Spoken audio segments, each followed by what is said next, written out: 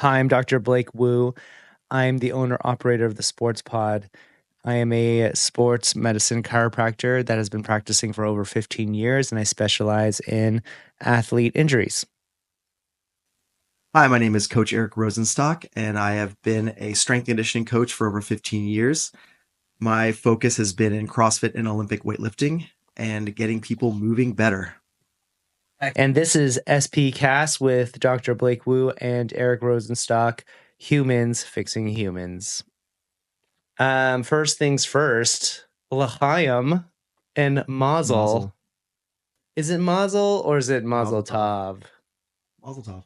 Yeah, but when is it appropriate to say Mazel? It's just a shorthand. Oh, You can say Mazel. okay. Maybe this is what Dale was talking about. I shorten everything. When you said you were like shortening things with a Y at the end. Oh, like that's a very Canadian hockey thing. Yeah. Yeah. I honestly don't notice you do that, though. I don't do it though. I really don't. But when I go back and edit, maybe it'll stand out now. Mazel tov. You've had the birth of your second child. Yeah, my second son. Miller Goose. time. It's Miller time. Yeah, it was quite an interesting week last week. Yeah. Because it was a scheduled C-section. It had to happen early because of a medical thing. And so we had to do a little stint in the NICU, which was a wild experience.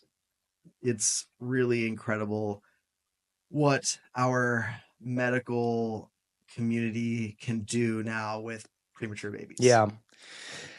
The one thing that I've learned about you in this process is you totally underestimate. You so underestimate things. It's fucking crazy because you were like, okay, we'll have the baby and then I'll be back at work on Wednesday. I was like, just fucking take the week off. Like, I don't really, why? Remember when I said, why even risk it? Like, that doesn't make any sense. Just take the week off. I know. And you know what's crazy is I'm 41 years old and I do this every time and I never learn. Yeah, I just so don't understand. optimistic. To a fault. I'm very optimistic. I'm like, this is gonna go perfectly. Yeah, this is gonna go. I was like, he was like, everything will be fine. I'll probably take Miller home on Wednesday, and it'll be just fine. We did take him home on Wednesday, but just the next one, the week later. I was like, I'm pretty sure Miller's coming like a couple weeks beforehand. They're gonna need to do some tests. 5 weeks early. Yeah, so I don't know. I mean, I just think it's hilarious that. And even in the meeting last week or 2 weeks ago, it was like, take the week off. Yeah, you told me. Yeah, I was like, this is stupid. Don't create the expectation that you're going to be there and then fall short of that expectation. Yeah. I don't know why I did that. Is there something in your brain? And then I create it is. I create stress for myself because I'm like, the whole time I'm up there, I'm thinking, okay, so like I have until 1:00 because that gives that person enough time. Yeah. And so then I'm creating all these other. I know. It's almost like Brooke's inability to work backwards on how much time she needs to get to the airport. You're the same thing. You are underestimating all of the crazy shit that's going to happen to you, and you're not even buffering the time for like, if this should happen, this will fuck up the entire schedule. And then you look back and you're like, there was no fucking way. I knew there was no way. I'm like, what was I thinking? Exactly. I knew there wasn't a way. And even when I was like, hey, let's calm our fucking timeline down, you're like, no, it's gonna be fine. We're good. We're good. I'm like, good. We're not good. We're not good. We're no longer good. We're not good. We're no longer good. Shit has hit the fan. Yeah. So NICU was cool. The doctors and nurses are incredible at Medical City. Shout out. Thank you for taking such great care of Miller. And Brooke is a fucking rock star trooper. Got a C-section, was up walking that night. And they were able to discharge her 2 days after, and she's doing everything. I mean, this morning she had to, take Henry to school with Miller in the car too. Yeah. And then we're meeting our pediatrician today. So she is doing a lot. Yeah. I mean, moms generally have to overcome, especially at this beginning part. Mhm. It's like really the dad can't And what do perfect nothing. timing to just celebrate mothers with Mother's Day. Yeah. Don't forget to do something Well, nice to this your is not moms. coming out on Mother's Day, so this Yeah, is going to come out way after Mother's Day. that's true. Well, Thanks for dating this fucking episode, yeah, whoops. Eric. I'll edit it out. You'll never know. So yeah, no, things are great. He slept really well last night. It's gonna be good. Well, congratulations. Yeah. Second addition to the family. And I mean, I can imagine how crazy your household's going to get. It's like this is actually quite the least chaotic it's going to be. Right. Because Yeah, I think the most chaotic will be when I bet you like when Henry's 14, Miller's 12. I think you it's think gonna so? be a No, fucking I think the madhouse. most chaotic is going to be when Like 4 when and 6. no, yeah, like when Henry is 6 and Miller is like 4 or 5, he's more mobile. Like that meet, Mhm. it's like at 12 and 14, they're quite self-sufficient. Yeah. They're not self-sufficient. I'm just thinking like that's when, you know, they're each gonna have different sports and things that they have to get to. And man, Which is a perfect segue. I didn't mean to do that, but it is a perfect segue into our topic of the day. Yeah, so it's gonna be. I mean, there's gonna be multiple points where I think it'll be crazy, but crazy in different ways. It is a perfect segue. The segue today, we're gonna talk a little bit about youth sports and specifically some of my of course I don't have kids, but I have been working with student athletes for over 15 years now. I've had experience at SMU. I've seen it everything from freaking like 5 years old all the way up to D1 D1 athletes. Professional. Yeah, and I guess professional. Yeah, but we're talking about like just like kid sports. So I'm the unique position to be in this place where I can be an observer. Like I'm not in it. Yeah.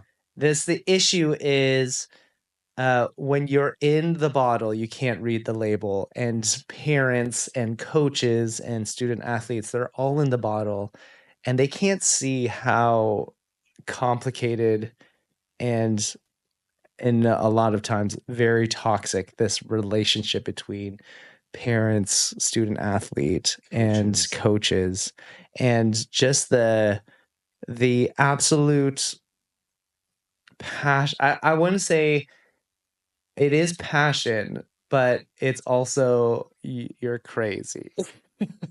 Yeah. You just parents you see all combinations of, you know, parents living vicariously through their kids. If they, they didn't make it, so they want their kid to make it. You have just helicopter overbearing. You see all kinds of combinations that end up having like a negative impact on the kid, but it is crazy. And sometimes you don't, it's the slow incremental increase when you have a kid in a sport. And so those small increments over 5, 6, 7 years, you don't notice how crazy you look after you're kind of like in it. So yeah. Yeah. I mean, let's just kind of start off on what I notice when a student athlete comes in with an injury. And this pattern, it basically repeats itself over and over and over and over again. And I specifically with a gymnast, when it's a gymnast, because I've had so much experience in gymnastics. When a parent comes in and I'm doing an intake of a gymnast, of it could be knee, ankle, foot, whatever it may be, if the parent is like 100% helicoptering, like this parent the pattern of this parent is the parent brings the kid in. The athlete is sitting on my table, and I'm asking questions directly to the athlete, and the parent, usually mom, is answering the questions. And I'm thinking to myself, okay, here we go. I'm going to have to manage the parent first, and then I'm going to have to manage the student athlete. I mean, I'm speaking directly to the athlete because the athlete is the only person that can tell me what is actually going on. It's not, and I have so many questions for that parent, which we'll never be able to actually like have a real conversation with a parent like this because they just become defensive. But one, what are you teaching your kid if you are the one that's like that parent is the same parent that gets frustrated when they're like, well, that kid's not communicating really well, or that kid's too shy. And it's because you're doing it for them. Right? And I immediately know that this is going to be like kind of an uphill battle. And usually this pattern presents itself as one, the kid doesn't want to even be in that fucking sport. Like I can tell within the first 5 minutes of a intake whether or not, because usually I will get these gymnasts at level 7. I can tell within 5 minutes if that athlete is going to even make it to a level 9, level 10 gymnast, and then eventually go on to college. And I'm pretty good at it. Yeah. And it's just like it's like a motivation thing. Like, is it an external motivation, internal motivation thing? And oftentimes with those kids, it's an external motivation because their parents are just pushing them to do it, and they really just actually hate it. You can just tell that they hate it. They don't want to. Look, there's a lot of sacrifice that is involved with my collegiate gymnasts to get them there, and I'm a very small cog in that system. But if the parent is pushing, this is never going to work. I mean, no amount of pushing are you going to be able to get them through to that finish line. Yeah, and it's tough because what I see a lot of times is it's common where the kid exhibits a level of natural talent and that excites the parent. But that doesn't, just because your kid is talented at a sport doesn't mean they need to play that sport or that they're going to want to play that sport. Mm-hmm. And I think it's tough sometimes for the parent to let go and let the kid make the choice of what they want to spend their time on. Even if they are gifted, if you push a kid long enough, they'll get burnt out. And I think, it connects into like mental health issues too. Like there's so much now on our youth, like the athletes from a school standpoint, from their sport. There's already so much on their plate that you have to be very aware as a parent, if you're putting too much on them. Yeah, one, if your kid is constantly injured, and again, I'm just going to use gymnastics because gymnastics is forefront in my mind, and also, this is the pattern that happens the most. If your kid is getting injured over and over and over again, think about if you were getting injured over and over again, if you ran, like if you're a runner, at some point you're going to be like, is this even worth it? Like every time your kid gets injured, and especially a major injury, it's a detractor of how much, you know what I mean? It's a withdrawal of how much they actually love the sport. Yeah. And a lot of that, again, you have to have real conversations with your children. And like I said, I don't have kids, so I, again, in a unique position is when maybe a parent isn't like hovering 100% of the time, I can have real conversations with the athletes, and I can ask them like, do you really actually want to do this? Like, blink once if yes, blink twice if no. Yeah. There's like a little thing on their intake form. It's like, use the red pen. Yeah, and again, I'm lucky to be in a position where athletes feel safe and they feel that they can be open with me, because ultimately, like, I want the best for them. I want them to be healthy, and I want them to not be hurt all of the time. And there are often times where an athlete might have an ACL tear or something very catastrophic, like a calcaneal, like not calcaneal, Achilles tear. Mm-hmm. Those are like really hard rehabs to come back from. Really, really hard. And you have to be, there's a certain type of human that can get through that and then still want to be in the same sport at such a young age. A lot of the times they kind of quit after that because they don't want to. And Yeah. I know, again, I know this because, like, if I am working on you, what I do is not, it's not comfortable. No. It's quite, there's a trade-off. I will get you better in a very short period of time, but the trade-off is that it's immensely uncomfortable. And if that kid won't even do the needling, which is like the easiest part, I already know they mentally can't fucking do this. Right. And we see how that runs the gamut at the clinic, because there's like one girl that pops in my mind, a volleyball player with that rolled ankle. Yeah. She just was like, anything that you told her to do, any amount of pain, Yeah. she was just like, Do it. Can I do ice bath now? Can I do and she recovered so fast. Yeah. But that's the girl that I know, that's the athlete that I know that is going to make it to a D1 school. Right. And it's Tough this as nails. Right. It's this idea of A, B, and C players, right? A players, or maybe it's talent versus mindset. So talented players can be, just have the gift of God of physically being dominant and just killing it, but they could have terrible mindsets and they immediately become B players, even low B players. Yep. And then there's the kids that have zero talent and they have great mindset, and they will become good B players because, like, you can coach them, you can tell them this is what I need you to do, and they'll get to a certain level of competency. Then there are the, like, just bad mindset, bad talent level.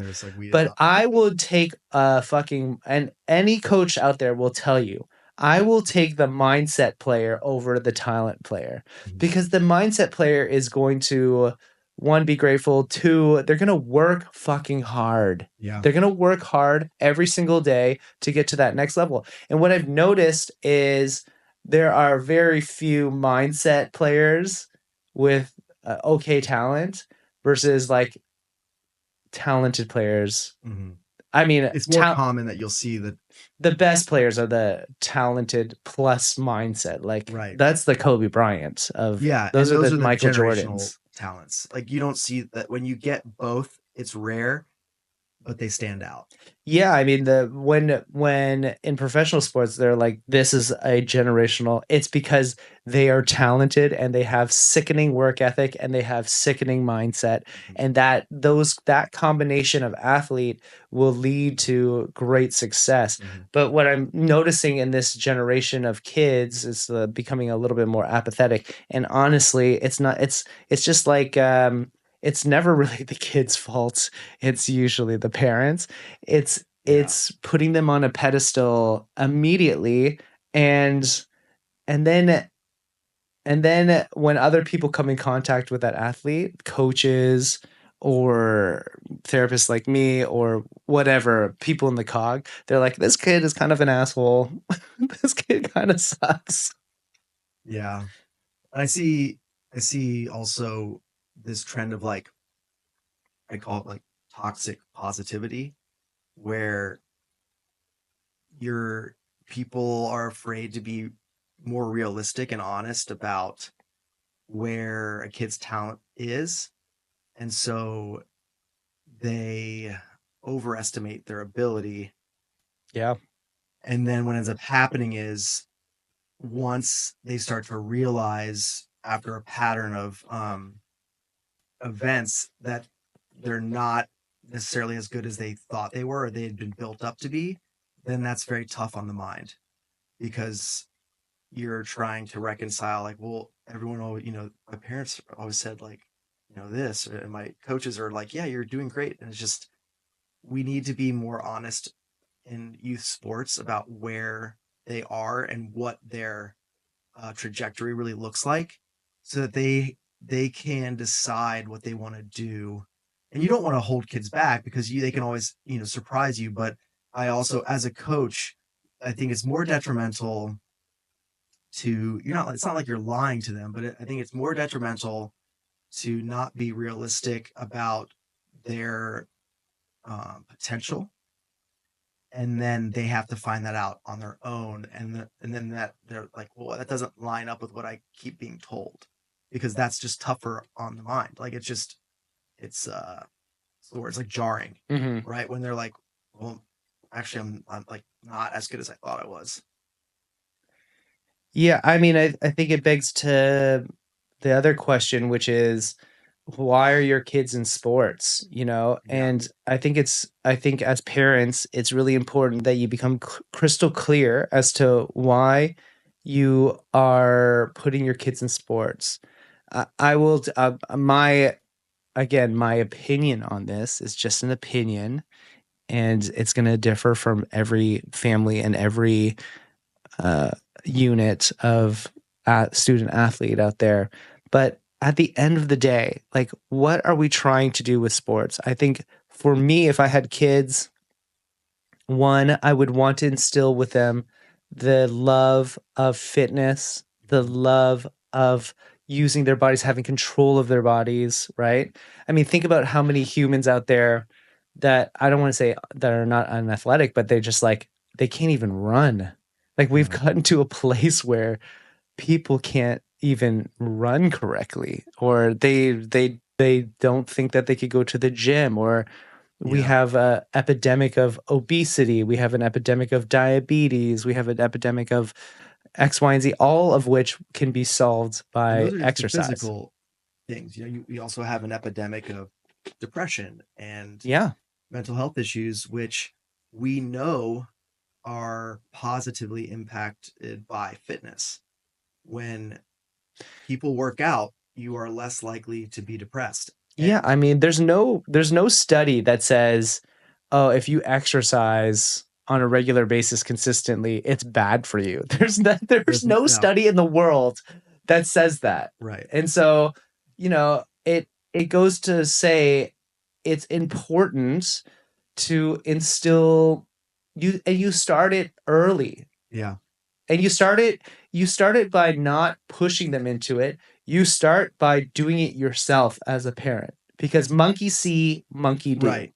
And it also just, it goes into a parenting philosophy that I have, where if you look at the things that you did as a kid growing up and the decisions you made, and then you see how other kids make decisions against what their parents would probably tell them they should do, I'm very much in the camp that kids are going to do what they want to do. So if you, as a parent, if your approach is just to tell them what they should and shouldn't do, you're setting yourself up and them for failure. The goal of the parent should be creating the framework for their decision-making process. So if you teach them how to make decisions, and like how they think critically and analyze their choices, the impact of their choices, you create a kid that's more able or more likely to come to the right decision in all kinds of scenarios, right? So like, that's my philosophy, is always like, be a really good, create a very strong framework for how they approach things. And then, because they're going to do what they want to do.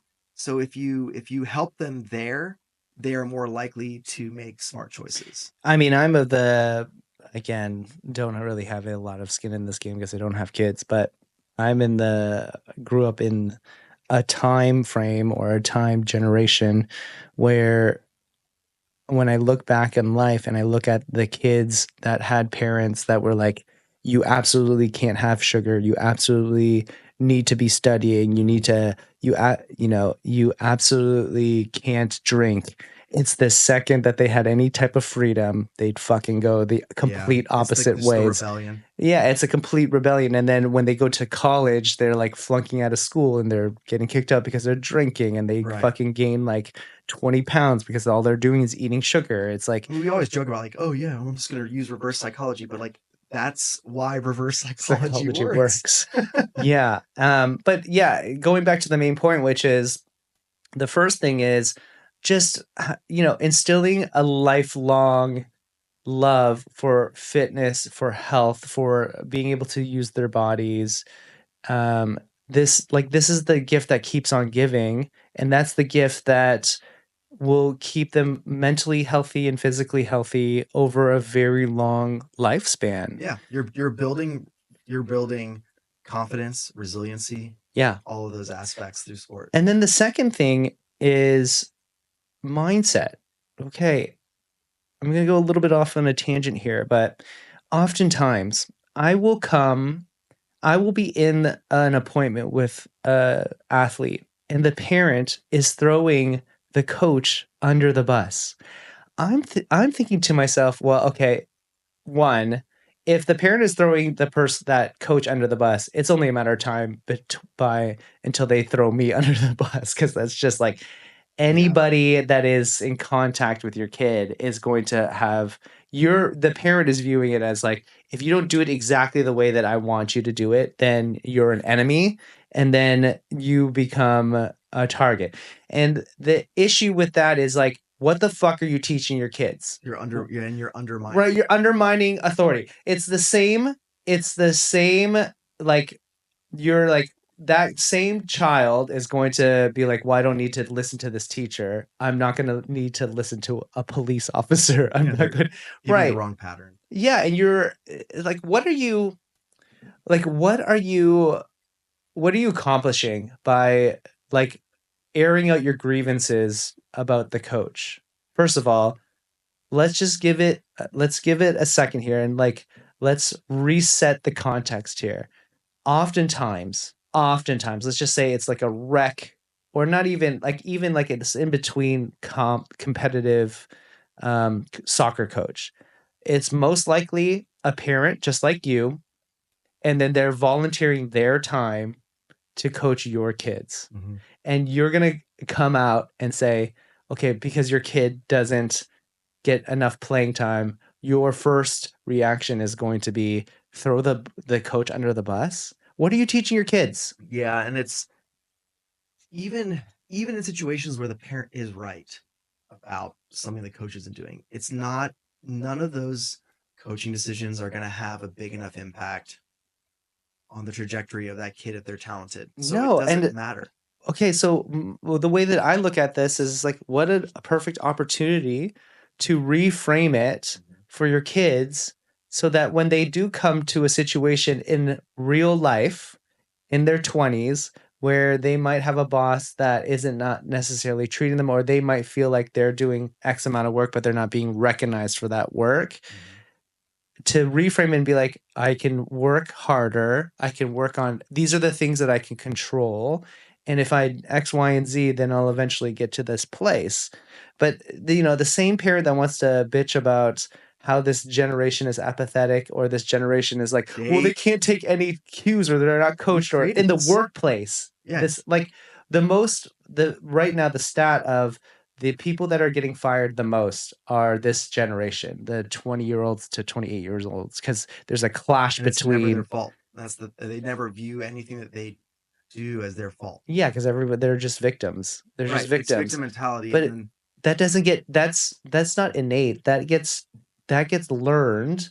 Absolutely. And it's, again, it comes from how are you talking about this coach in front of your kid? Right. How are you talking about this teacher in front of your kid? Yeah, you see it a lot with teachers too. Yeah, like, again, these teachers are doing the best that they can. Yeah. And I mean, I think that we are all have a self-selection bias, but Yeah. my parents were never parents that threw the teacher under the bus. It was always you did something. Make the most out of what you have available to you and figure it out. Yeah, and so I just think one, you have an opportunity to reframe the narrative. And reframing that narrative doesn't mean, I would say, stay away from victimhood. That's part of, I'm a victim of this coach's maniacal, he or she has something against me, Right. which in 99% of It's the not the case, case. it's not the case. Yeah. And then two, it's like, be a better team sports specifically.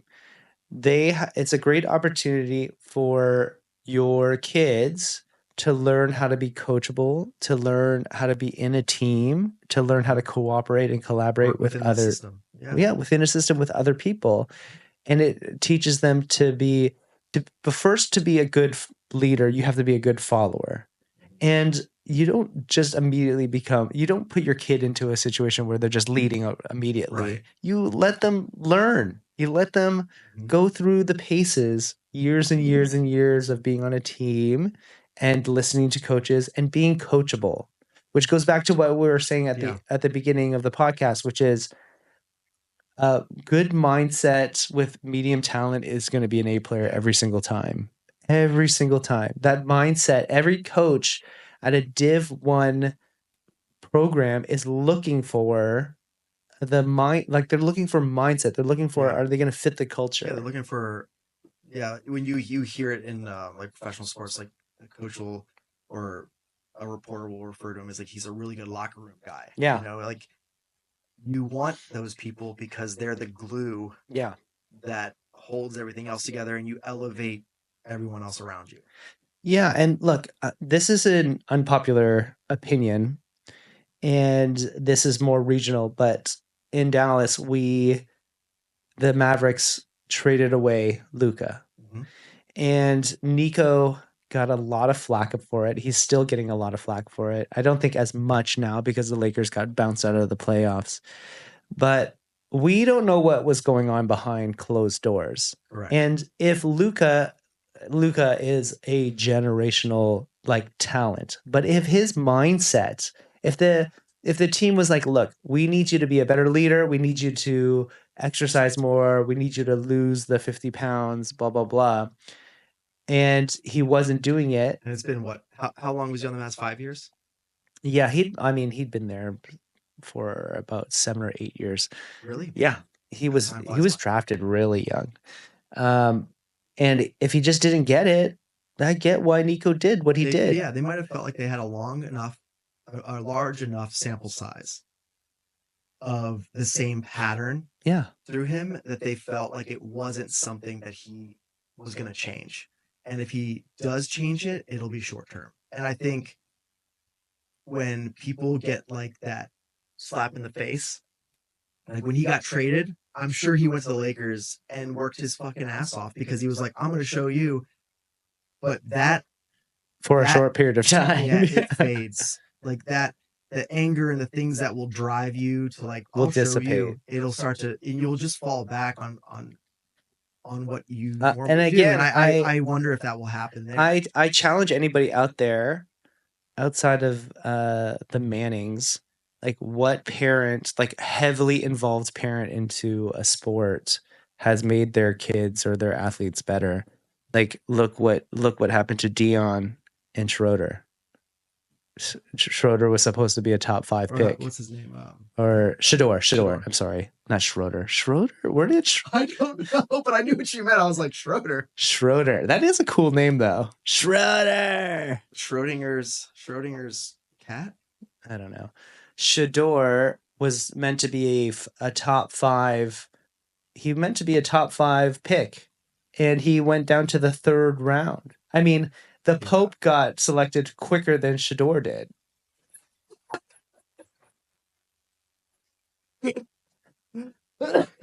Also, just like on a side note, we can't have an American Pope. Are you crazy? We're gonna go to the Vatican. He's gonna have all this Villanova shit all over the fucking Vatican.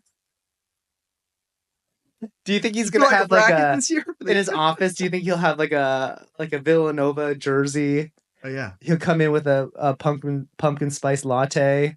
Like he's just yeah. gonna be like Well, I just. mean, he uses V for the Vatican. I mean the justification the contextual just like contrast of having an American Pope just doesn't jive. Yeah, you feel like they should just be like Italian Yeah, or obviously or European. yeah, just yeah. Yeah. I mean, it's weird. I It mean, is weird. good for Chicago. Yeah, great job. Good for America. Now America. just solve your crime issue. Um yeah, so I would beg to tell you like I would beg to ask you like what tell me a situation where a parent has been heavily involved in that athlete's just Well, it's in, how you can be very heavily involved, but it's how you're well, if you're very vocal. So like again, the Deion Sanders of the world, the Ball family. Look at the Ball family. I mean, look, whatever you might say, yes, he's gotten like 3 out of the 4 kids in the NBA, but they're not good NBAers. so one of them. Oh, I forget his name because they're all Lavar. Was it Lavar? There's One of them Lamar. is has really started to flourish.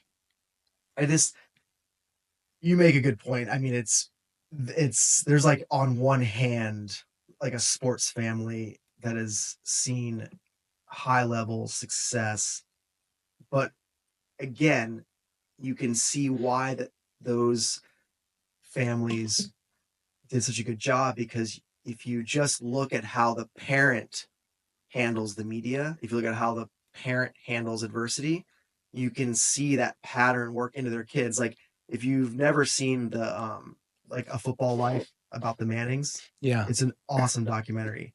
But like Archie, yeah, Arch that Manning. Archie, yeah.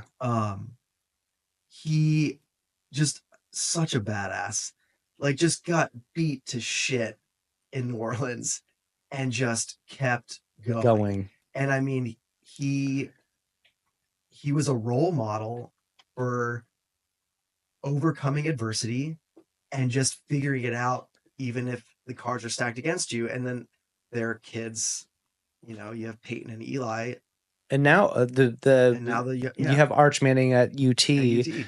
And look, I mean, we live in this NIL world, and Arch Manning could have taken the money and gone somewhere else and started somewhere. And a parent, if he had different parents, they'd be like, "Fuck this! He needs to be starting. He needs to be blah blah blah." Like they'd be throwing the school under the bus. They'd be throwing the other kid under the bus, and they haven't. You know what? They've just been there sitting quietly and being like, compare that to how Dion treats the media. Yeah. When anyone says anything negative about him, the lash out, the defensiveness, it's childish. Yeah.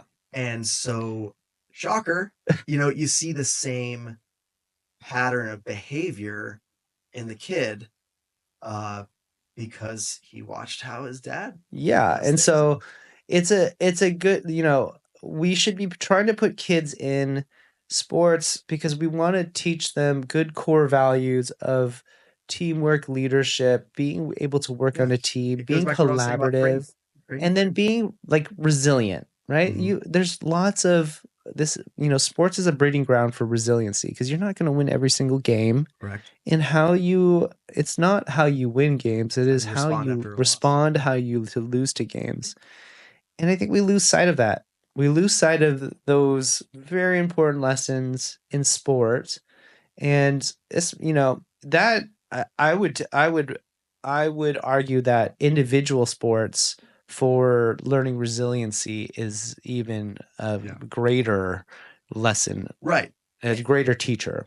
I think what you said could be summed up in another, philosophical framework is it's the focus should be on the journey, not the destination.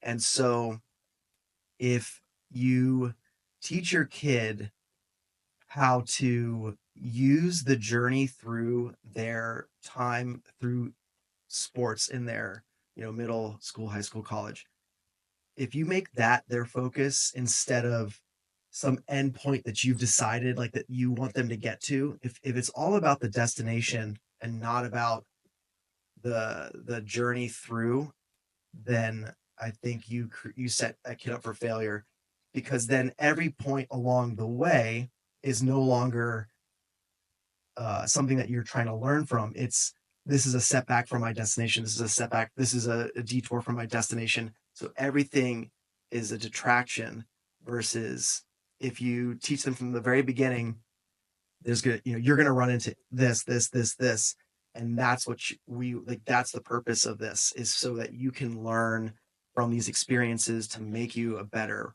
person in life. That if that's the focus, the kid is able to enjoy and be more mindful of what this journey looks like for them and how they're using this to learn, versus constantly just feeling uh what's the word, not depressed, like feeling like failure each time. Yeah. And so the next thing about kind of this realm of like why we're doing it or why you're putting your kids into sports is this kind of overarching idea that your kids are going to get scholarships at D1, D1 Division 1 schools. And I have some really interesting stats. You're going to have to edit my you bringing out your phone. Edit bringing out my phone. Okay. I think that it's really important. One, there hasn't been, when we're talking about the helicoptery parent, there hasn't been a helicoptery parent that I haven't met that didn't think that their kid wasn't the next Wayne Gretzky or okay, Canadian. or Rafael Nadal or I don't know, who are the other. Sean Johnson, since you're talking about Sean Johnson. Well, you were talking about gymnastics earlier, so I'm throwing in something to connect to gymnastics. Sean Johnson. If you're gonna talk about the greatest of all, the GOAT, it's Simone Biles. Well, yeah, but I'm okay. I'm old and I'm using someone from our time. Somebody from our time from gymnastics, Carrie Shrug. Yeah. Remember the SNL Carrie Shrug bits? Oh, so fucking good. Those are really good. Okay. Let's go over some stats, okay? So this is for baseball. We're going to do baseball, soccer, hockey, football, tennis, and golf in men's. Can you guess what is the percentage of baseball players that make it to like from youth competitive baseball to a Div 1 Division college? 1? Ooh. With a full scholarship. With a full scholarship? Mm-hmm. Oh, man, it's got to be under 5%. And this is all of this. All of these stats are from scholarshipstats.com. So there are approximately more or less 500,000 kids playing in competitive. So like this is like travel baseball. This is very competitive baseball, and they all start at like 6 or 7 years old. At that level, out of 500,000, only 12,000 players make it to Div 1, so which is that close? 5%? The percentage is 2.3%. 2.3. Yeah. So because I said and under 5. The basic odds are 1 out of 43 kids. No, it got to be more than that. 1 out of 43,000 kids. No, it's 500,000 to 12,000. Yeah. Yeah, it's 1 in 4,300 maybe. Divided by 12,000. Yeah, it's 41. 1 out of 41 kids. 12,000 divided by 500,000. Okay. I still feel like the math is off, but maybe I'm wrong. You were wrong. 1 out of 43 seems That makes sense. Than 2.5%. 2.3%. 2.3% is 2.3%. Anyways, 1 out of 43 kids. So out of 2 baseball teams, essentially, one of those kids is going to make it to a Div 1, which kind of makes sense. Like, think about all the baseball teams that you've been on. You know, maybe one kid actually goes to college for it. Maybe one kid has the grit to actually follow all the way through. Yeah, I feel like it's even. I mean, I feel like it's even less. Like in my whole high school, I remember there was only one pitcher at Pierce that got. Just, I mean, this is in the context of full scholarship. So in Div 1 baseball, essentially they only have 12 scholarships to give out of the entire roster for a baseball team. And I don't know what the roster of a baseball team is, but it's... So you said 600 million? How many million total kids are in these sports? No, I said 500,000. 500,000. Listening is 500,000 hard for you. This is why your numbers, huh? Sorry, 600. So 500,000. And only 12,000. How could there be 500 million? There's not even. I misspoke. I meant 500,000. So, and then only 12,000. Yes, only 12,000 make it to NCAA, and there's only really 11 and a half spots, 12 spots on a baseball for a full scholarship. So the odds are for your kid to go to a full scholarship is essentially 1 in 43. And this is your baseball is your best chance out of all the other sports, because you're going to hear the other sports. Men's soccer, men's soccer, because I've been in soccer for a very long time, is the fucking most difficult team sport to get a full scholarship in, because most of the schools don't have a men's soccer team. Yeah. Most of the schools have a full, like, all of their scholarship, all that money goes to football and baseball. It never goes to soccer, even though soccer is the highest growing sport, fastest growing sport in America. It does not get reflected upon on a college or a collegiate level. Sport. It's an international sport. Okay, so men's soccer, there's, let's just say, again, close to 500,000. Only about 4,000 of those kids make it to Div 1. And that makes sense, because remember, soccer is a worldwide sport. So a lot of those roster spots are also being offered to South America or to Europe or to Asia, like where soccer is way and the Caribbean's. Like, think about how many places. I guess baseball's the same, especially in the South America and Japan. But your percentage of advancing to a Div 1 is 0.9%, which the odds are 108 to 1. So out of 100 kids, only one of those kids is going to make it to a Div 1 in men's soccer. And oftentimes, there's only 10 roster spots for full scholarships, and even less, honestly, than that. So I would say this goes back to what I was saying, is like being realistic with kids about what their chances are. Okay, so of course I'm going to say hockey, because I'm Canadian and I love hockey. One little note about hockey in Canada. In Canada, Canadian colleges or Canadian universities, I will go on a full tangent on why you guys call it college. It doesn't make any fucking sense.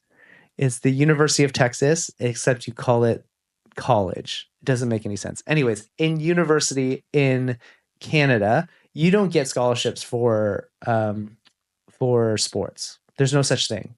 You get scholarships for being smart and having a high grade. So they only do academic scholarships. They only do academic scholarships. I didn't know that. So, and in hockey specifically, how you get into the NHL, oftentimes you go into an amateur league. So there's the OHL, which is the Ontario Hockey League, the Western Hockey League, and then the QHL, which is the Quebec Hockey League. So it's really divided from West, Central, and East. Like notable players that have gone to the QHL, Sidney Crosby. Do some of them go to other leagues outside of Canada? Yeah, so there's the AHL. AHL, yeah, I was So wondering. the American Hockey League is also very popular, except it's now seen. You're starting to see a little bit more players coming from the AHL, but not often. Okay. And then they also very few come from a collegiate level, right? So like one of the Washington Capitals just as of recently, they called up one of the BU players. He went to Boston University, collegiate player, and they drafted him and they pulled him into the bigger club. So it does, but it's very rare. It's very rare that happens. Most of the kids get drafted out of the Canadian hockey league, or they're just phenoms coming out of their teenage years, and they just get drafted. They don't even have to go through the AHL, QHL. Yeah. So in men's hockey, there are approximately, which is crazy, 35,000 players. Out of those 35,000 players, probably 90% of them are Canadian. That's not true. America has really upped their hockey. 4,000 players essentially participate in NCAA. You got to think a lot of that gets leaked out to the AHL, QHL, all the other leagues. 12.3% actually get full scholarships. So the odds are actually 8-1 for hockey. Yeah. Which is pretty good. Because it's just so many fewer people doing it. And also only such few, I mean, I would be Northeast. I mean, anywhere in the North is basically where you're going to get a hockey team that has a hockey team at their university. But they also do have 18 spots for full scholarships. That's pretty good. Okay, football, which is like the largest American sport for men, there are about 1 million people that play football. That's crazy. That's crazy that it's twice as many as baseball. It's about 30,000 players make it to a Div 1. And also remember, it's a 53-man roster. Yeah. So you're just going to have a better chance outside of like the quarterback position. You have just a better chance of getting on a football team. The odds are 1 in 33. And a football team can offer 85 full scholarship. I mean, that's where all the money is. It's where all the money is for NCAA for playing college football. But it's crazy to me that so many parents push their kids into football when, from a money standpoint, baseball. Yeah, baseball makes way more money. Way more. I mean, the contracts are fully guaranteed. It's just less dangerous. Less injuries. Yeah. It's like, why would you ever choose football over baseball? I don't know. For a kid, but you're not getting a traumatic brain injury from outside of having a baseball thrown at your head at 100 miles an hour. Yeah, or like collisions at home plate, which they've, a lot of the rules in baseball have changed to help protect from that. The risk is much lower. We're going to go through just these two really quickly: tennis and golf. Tennis only has 150,000 players. 972 players participated at an NCAA level. You have a 0.6% chance of being a tennis player. The odds are 155-1. They only have 4 spots on a tennis team, if that, for a full scholarship. Golf is a little bit better. There's about 220,000 players in the world or in America. About 3,000 make it to the NCAA. You have a 1.3% chance or a 1 in 77 chance to get in. You only really have 4 scholarships to get onto a golf. Now, with golf, it's different because I just feel like usually there's like 6 to 8 spots, and then you become an alternate. I feel like with golf, though, the really talented players go into Q School and then they try to get their Corn Ferry and then try to be PGA. Yeah. I mean, yes, if you're that good, yes, generally. But most of even at the sports pod, like we have a couple of pro golfers, they went to college. All of them went to college for at least a year or two, and then they went into Corn Ferry, and then if you're that good, then you're going to eventually make it, right? Yeah. Now I don't want we should let off with girl sports. And honestly, most of the patients at the sports spot, I would say like 90% are girls. Like the student athletes that we have very few boys that actually come. And that's such an interesting observation that the girls are much better at handling injuries and managing them than the boys are. And I don't know if that's like I think it's just gender. I think it's a gender thing. You think it's a gender thing? Your boys are more, I think you're going to see more boys just work through shit. Yeah. And just not. Yeah. And then have catastrophic injuries. I mean, I'm not saying it's the right. I think it's just the mentality of a I can also tell you this, like boys are babies when I have to treat them. I'm like mentally having to prepare myself to fucking have to negotiate this with that athlete. Cause I already know it's going to be an uphill battle. Come up with excuses to not be there. Yeah. They're more likely to late reschedule. Yeah. Girls are like, on it. Okay, so girls, what sports do you think are the most popular for girls sports in Div 1? Volleyball. No. Basketball. Yes. Track and field. Ooh, I didn't even put track and field in here. I bet you that's pretty high. It's gymnastics, soccer, basketball. I was going to say next. I did not even think about soccer. Yeah. I mean, think about the roster spots. There's a ton of roster spots. And oftentimes because of, I forget the fucking college rule, but Article 9, I think, because the football, Title 9, I'm sorry.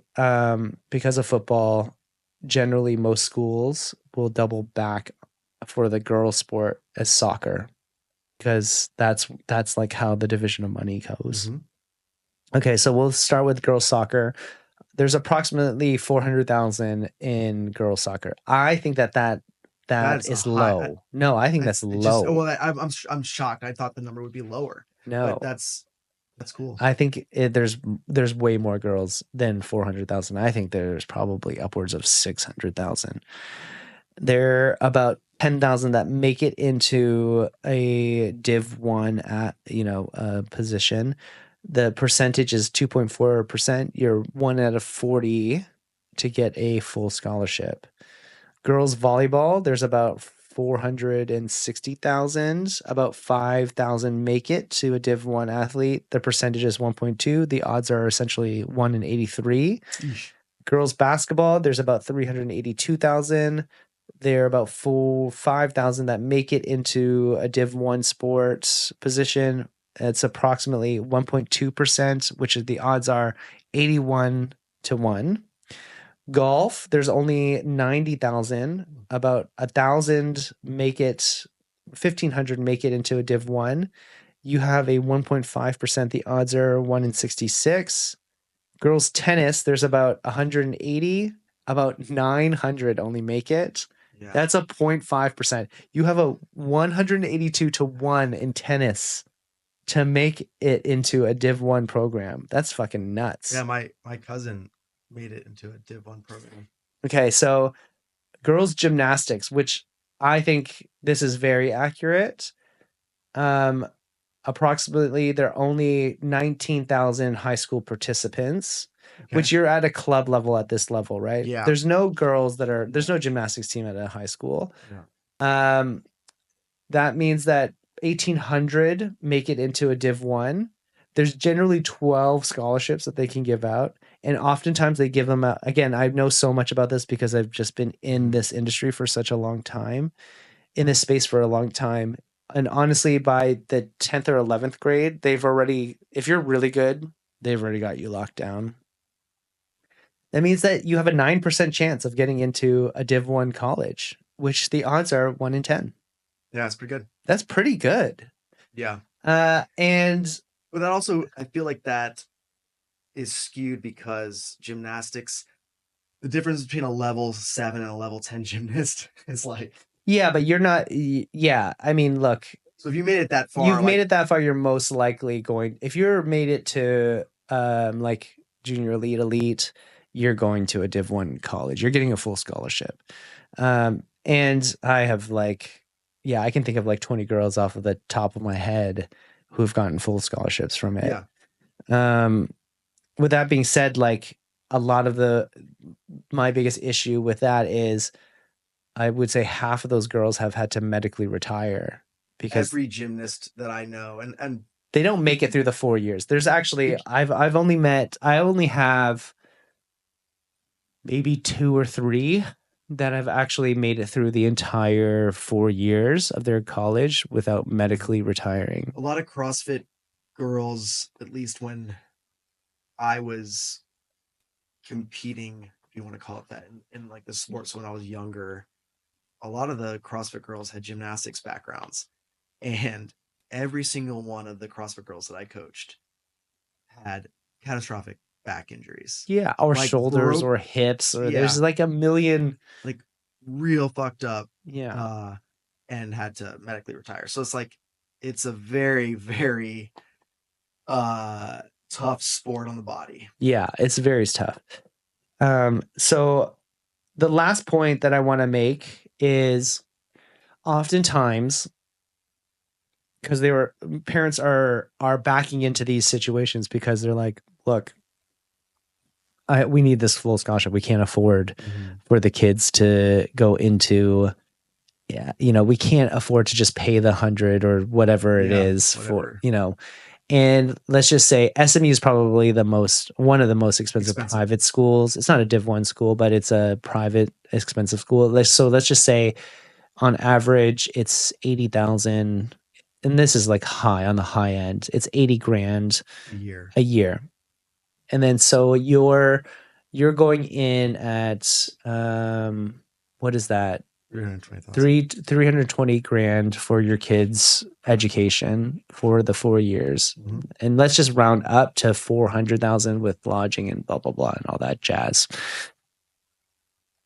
I did like quick numbers of, okay, if you started saving, let's just say 5 or 10 grand and put it in the NASDAQ since they were born, and you allow that to compound over 18 years, you essentially will, if you did that method, which is like a 10% return compound interest, you're looking at close to 700K if you did that.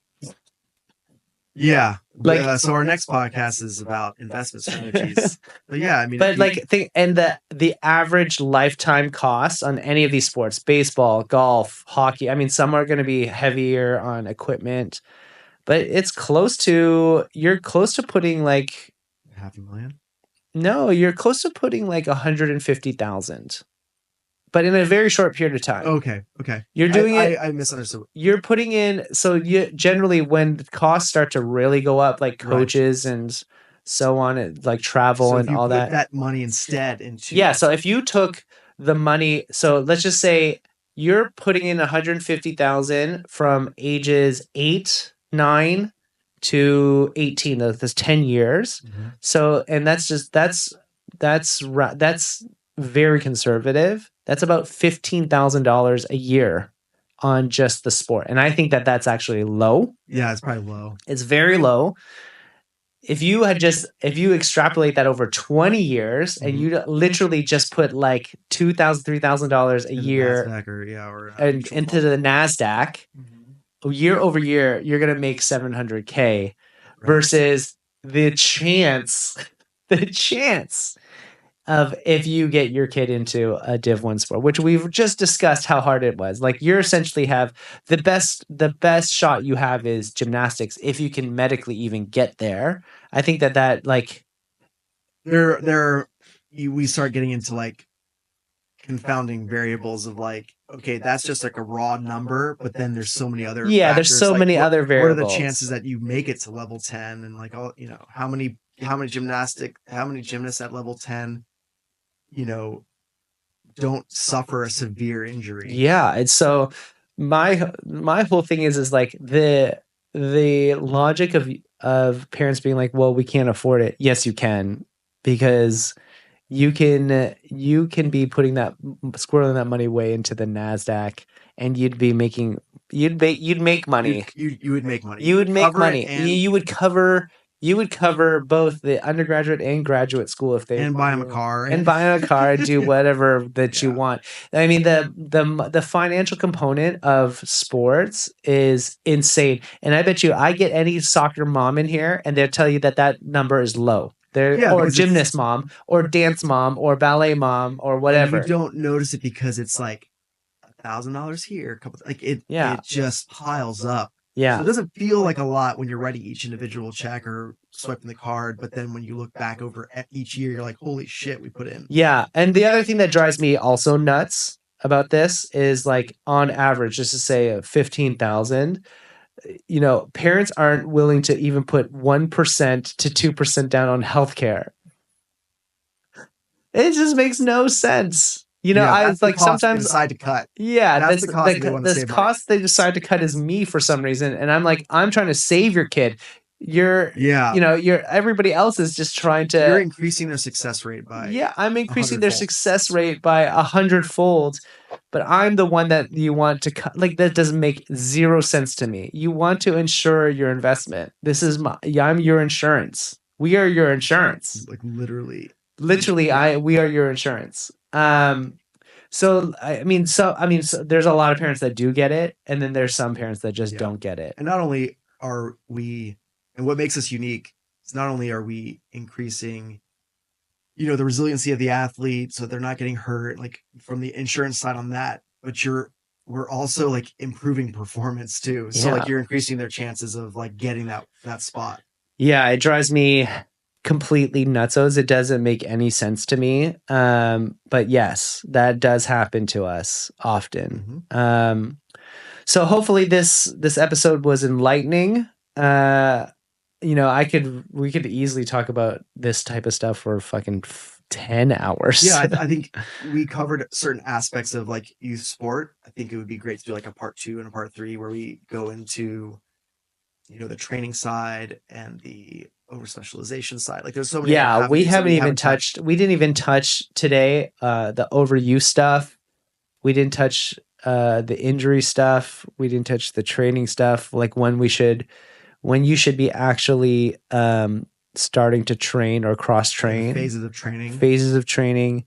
We'll have a different part of this. Yeah. This was just a good start. Yeah. And then we'll get in more detail about the other stuff. If you have any more questions, find us on social media.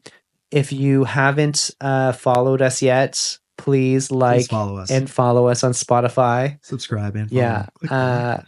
Eric's life is on the line. We've put it on the line. Every time if we don't get a follower, I have to bring it up in a meeting. I only have 7 toes left.